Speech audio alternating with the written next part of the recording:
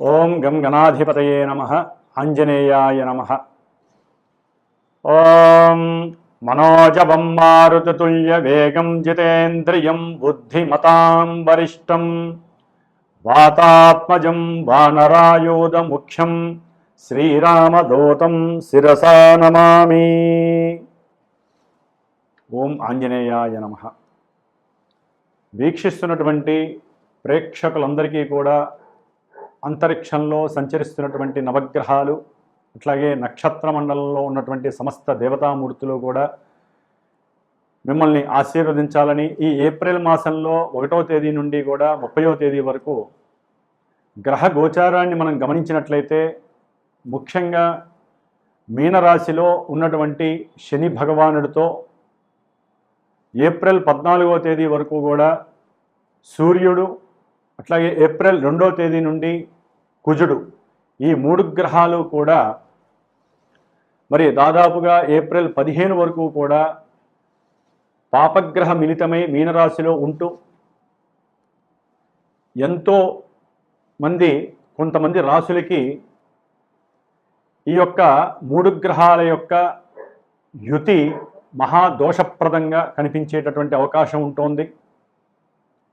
అలాగే విద్య, వివాహము, అట్లాగే సత్సంతానము, వ్యాపారము, కోర్టుకు సంబంధించినటువంటి లావాదేవీలు, ఉన్నతమైనటువంటి విద్య, శారీరక ఆరోగ్యము, ఆర్థికపరమైనటువంటి సమస్యలు, ఇట్లా మానవ జీవితంలో నిత్యము ముడిపడి ఉన్నటువంటి ప్రతి ఈవెంటు కూడా ఆ వ్యక్తి యొక్క జననకాల సమయాన్ని బట్టి, అతను పుట్టినటువంటి ప్రదేశాన్ని బట్టి, తేదీని బట్టి లగ్నము, అట్లాగే నడుస్తున్నటువంటి ఇప్పుడు దశలు, అంతర్దశల వారీగా మాత్రమే మనకి గోచారంలో అక్కడ గ్రహస్థితి ఇక్కడ ప్రస్ఫుటమై గోచారంలో వారి యొక్క మానసిక స్థితిని చూపించేటటువంటి చంద్రగ్రహ రాశి నుంచి ఏ ఏ రాశుల వారికి ఏ ఏ గ్రహాలు ఏ స్థానాల్లో ఉండి ఏ రకమైనటువంటి ఇబ్బందులని అలాగే శుభాలని కలుగజేస్తాయి,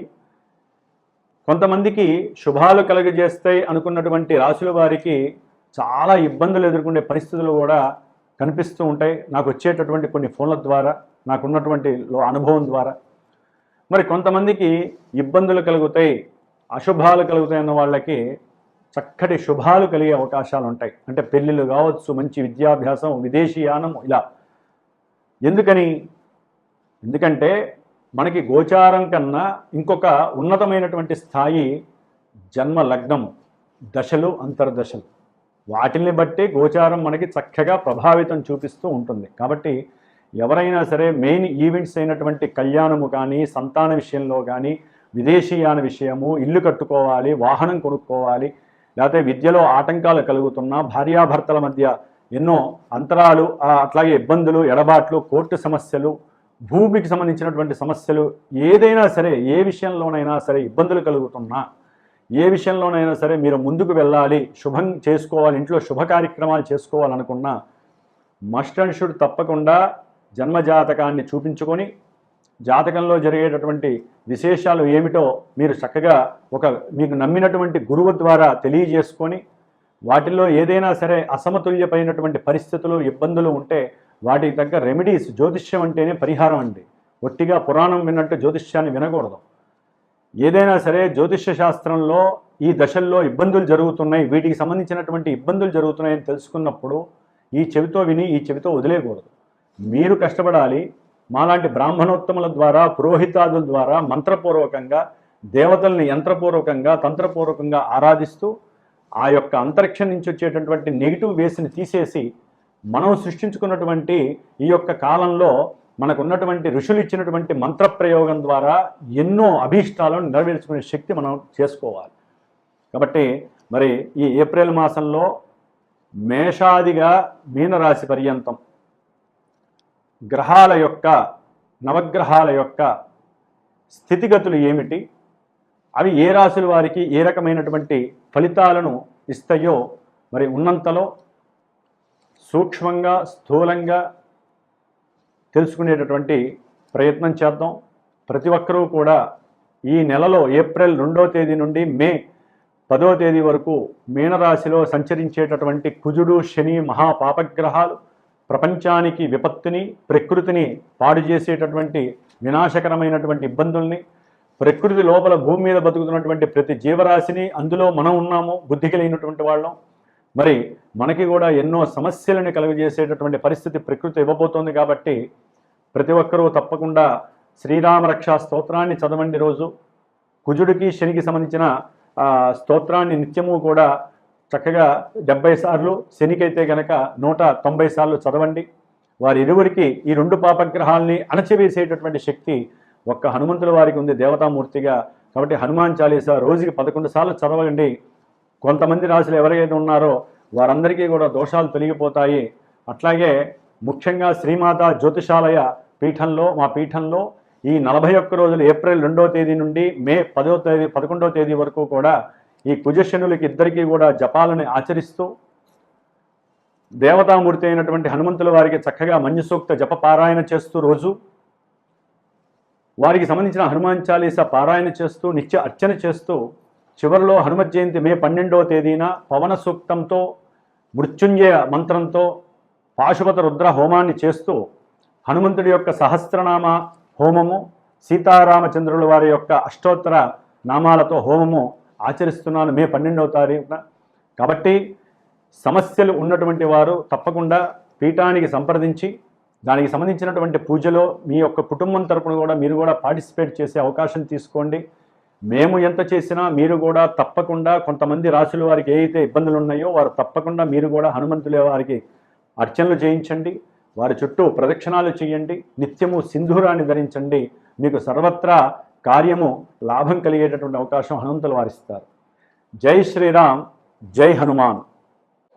ఏప్రిల్ మాసంలో కర్కాటక రాశి వారికి గ్రహస్థితిని కనుక మనం గమనించినట్లయితే ముఖ్యంగా సూర్యభగవానుడు ఈ ఏప్రిల్ మాసం 14వ తేదీ వరకు కూడా భాగ్యస్థానమైనటువంటి మీనరాశిలో ఉన్నటువంటి శనితో కలిసి కుజుడితో కలిసి ఉండటం ఒక రకంగా మంచి భాగ్య సంపదని కలుగజేస్తున్నాడు. కుటుంబంలో తండ్రి గారి ద్వారా కావచ్చు, లేకపోతే ఏదైనా దూర ప్రయాణాల బిజినెస్ చేసేవాళ్ళు ఉంటారు కొంతమంది, ట్రాన్స్పోర్ట్ బిజినెస్ కానీ, లేకపోతే ఎవరినైనా తీర్థయాత్రలకు తీసుకువెళ్ళి ఎవరైతే వ్యాపారం చేస్తారో, లేకపోతే గవర్నమెంట్ పరంగా కూడా పెన్షన్స్ రానివి ఏదైనా ఉంటే వచ్చేటటువంటి పరిస్థితి, ఇలాంటివి కూడా కనపడడానికి అవకాశాలు ఎక్కువగా ఉన్నాయి. అయితే ఇక్కడ మల్టిపుల్గా మనకి దాదాపుగా 14వ తేదీ వరకు కూడా కుజుడు శని రవి మళ్ళీ బుధుడు కూడా మరి 11వ తేదీ నుంచి మీనరాశిలోకి వస్తాడు. కాబట్టి ఇక్కడ నీచస్థిత బుధుడు వలన ప్రయాణాల యందు ఎవరైతే విద్యాపరంగా కావచ్చు, లేకపోతే వ్యాపార నిమిత్తం కావచ్చు, లేకపోతే బంధువుల్ని చూడటానికి కావచ్చు, ఈ దేశంలో కావచ్చు వేరే దేశంలోకి అయినా వెళ్ళొచ్చు, వేరే దేశం నుంచి ఇక్కడికైనా సరే వచ్చేటటువంటి ఆ ప్రయాణానికి సంబంధించిన ఎన్నో ఆటంకాలు, ఎన్నో విపత్తులు, ఎన్నో ప్రమాదాలని సూచిస్తోంది ఈ యొక్క 9వ స్థానంలో ఉన్నటువంటి ఈ యొక్క గ్రహాల యొక్క సంపుటి. కాబట్టి కొంచెం జాగ్రత్తగా అవకాశం ఉంటేనే, ఊరికే తిరగకుండా అవసరం ఉంటేనే ప్రయాణాన్ని పెట్టుకోవాలి. అట్లాగే ఉన్నతమైనటువంటి విద్యలకి ఎవరైనా సరే ఈ యొక్క కర్కాటక రాశికి సంబంధించినటువంటి సంతానము ఎవరైనా సరే ప్రయత్నం చేస్తున్నట్లయితే కనుక ఆ ప్రయత్నాలలో ఉన్నతమైనటువంటి విద్యలకు కానీ, ఉద్యోగరీత్యా ఉద్యోగాలకి విదేశాలకు వెళ్ళే ప్రయత్నాలలో స్టాంపింగ్ విషయాల్లో కానీ, లేకపోతే వారికి ఉన్నటువంటి సెల్ఫ్ నాలెడ్జ్ విషయంలో కానీ ఎక్కడో చిన్న మందబుద్ధి వలన కానీ, మర్చిపోవడం ద్వారా కానీ, అలసత్వం కావచ్చు, లేకపోతే వెళ్ళే సమయానికి ఆలస్యంగా ట్రాఫిక్ జామ్ వలన కావచ్చు, వీళ్ళే నిద్ర లేటగా లేవటం వలన కావచ్చు, కర్కాటక రాశి వారికి సంతానానికి సంబంధించినటువంటి ఇబ్బందులు, అంటే విదేశీయాన దూర ప్రయాణ విద్యలకి ఇబ్బంది కలగడానికి అవకాశం ఉంటుంది. కొంచెం జాగ్రత్త వహించాలి. అట్లాగే బంధువులతో, తండ్రికి సంబంధించినటువంటి బంధువులతో కానీ, కొత్తగా పరిచయమైనటువంటి వ్యక్తులతో కానీ వీరు గనక సమయస్ఫూర్తిగా మనస్సును ఏకాగ్రతగా అవతల వాళ్ళు ఏం మాట్లాడుతున్నారో గమనించి మీరు మాట్లాడాలి. లేకపోతే లేనిపోని ఇబ్బందులు తలెత్తుతాయి. అవతల వాళ్ళు గెలవటానికి మిమ్మల్ని ఎంతకైనా కిందకి నెట్టివేసే ప్రమాదం ఉంది కర్కాటక రాశి వారికి. ఎందుకంటే మరి గురుడు కూడా 12వ స్థానంలో ఉండి వృత్తి ఉద్యోగ విషయాలలో కాస్త దూర ప్రయాణాలకి ట్రాన్స్ఫర్స్ చేయడానికి కూడా అవకాశాలు ఉన్నాయి. ఆ విషయంలో కూడా మీకు కాస్త ఇబ్బందులు కలగడానికి అవకాశాలు ఉన్నాయి.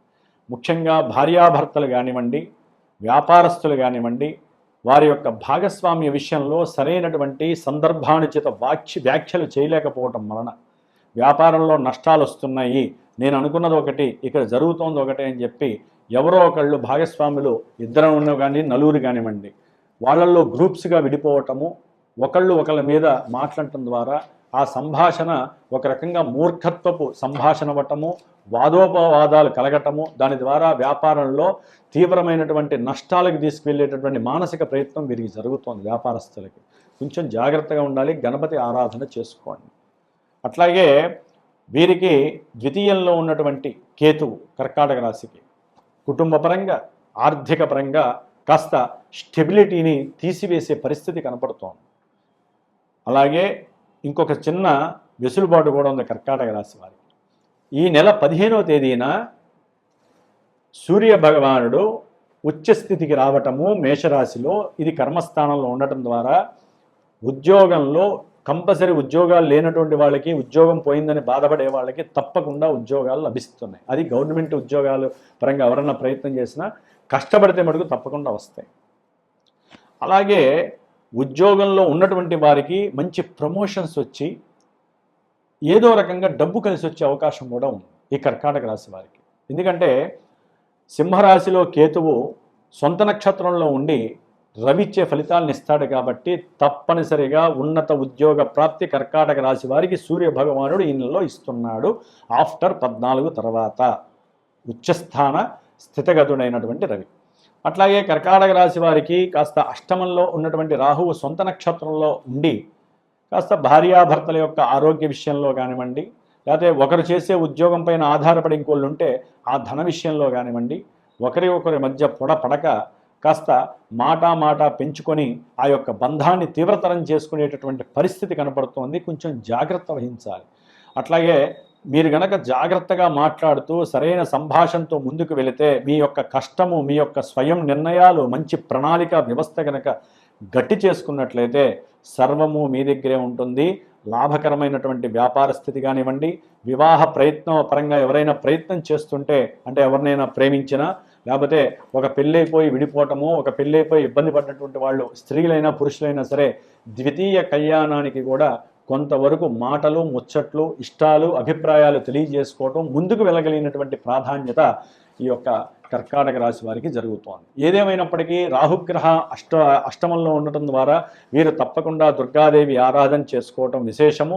9వ స్థానంలో ఉన్నటువంటి ఈ యొక్క కుజుడు, బుధుడు, అట్లాగే రవి, శని, ఈ 4 గ్రహాలు 9లో ఉండి భాగ్యహీనత్వాన్ని, ప్రయాణాల్లో ఇబ్బందుల ద్వారా అలసత్వాన్ని, అట్లాగే మీరు పూర్వజన్మల్లో చేసుకున్నటువంటి ఆర్జితమైనటువంటి ఎన్నో రకాలైనటువంటి పూర్వ పుణ్యాలన్నీ కూడా హరించేటటువంటి శక్తినిస్తున్నాయి. కాబట్టి ఈ 4 గ్రహాలకి జపములు ఆచరించటము, ఆ 4 గ్రహాలకి మీరైతే కనుక నవగ్రహాలయంలో మంగళవారము, శనివారము, బుధవారము, ఆదివారము కూడా తప్పలేదే ఒక ఆదివారం అన్ని గ్రహాలకి దీపారాధనలు వేసి అర్చన చేయటము, నవగ్రహాలన్నీ కూడా పొడిగా చేసి ఆ యొక్క చూర్ణాన్ని ఆవుకి తినిపించడం ఈ 4 రోజులు చేయటం చాలా విశేషము. గ్రహస్థితి ఎక్కడా కూడా వీరికి అనుకూలంగా లేదు. ఒక్క శుక్ర భగవానుడు మాత్రము వీరికి దశమంలో ఉండి 19వ తేదీ వరకు కూడా విద్యలో కానివ్వండి, భూ సంబంధితమైనటువంటి విషయాల్లో కానివ్వండి, వాహన విషయాల్లో కానివ్వండి, వీరు కోరుకున్న విషయాల యందు 19వ తేదీ వరకు కూడా కొంచెం అగచాట్లని, ఇబ్బందుల్ని కలుగజేస్తున్నాడు. ఈ నెల 20 తర్వాత కర్కాటక రాశి వారికి మంచి వాహన యోగము, ధనప్రాప్తి, గృహప్రాప్తి, విద్యార్థులకి ఉన్నతమైనటువంటి విద్య యందు ప్రవేశము, భాగ్యము కలుగుతోంది. మంచి మేధస్సు ద్వారా మీరు కోరినటువంటి కోరికతో కూడినటువంటి చదువుని మీరు హస్తగతం అంటే సంప్రాప్తించి చేసుకునేటటువంటి పరిస్థితులు మీకు భగవంతుడు కలుగజేస్తున్నాడు. మీ అభీష్టానికి సంబంధించినటువంటి చదువు, ప్రేమకి సంబంధించినటువంటి వివాహ యోగ్యత కలుగుతోంది. వివాహపరమైనటువంటి విషయాల్లో కొంచెం జాగ్రత్తగా ఉండండి. తీసుకునే నిర్ణయాలప్పుడు అవతల వాళ్ళు ఒప్పుకొని కూడా క్యాన్సిల్ చేసే పరిస్థితులు కూడా కలుగుతున్నాయి. కాబట్టి ఇందాక మొదట్లో నేను చెప్పినట్టుగా ఈ 41 రోజులు పీఠంలో చేసేటటువంటి పూజలో ఎవరైతే ఈ రకాలుగా ఇబ్బందులు పడుతున్నారో వారు తప్పకుండా పాల్గొనే ప్రయత్నం చేయండి.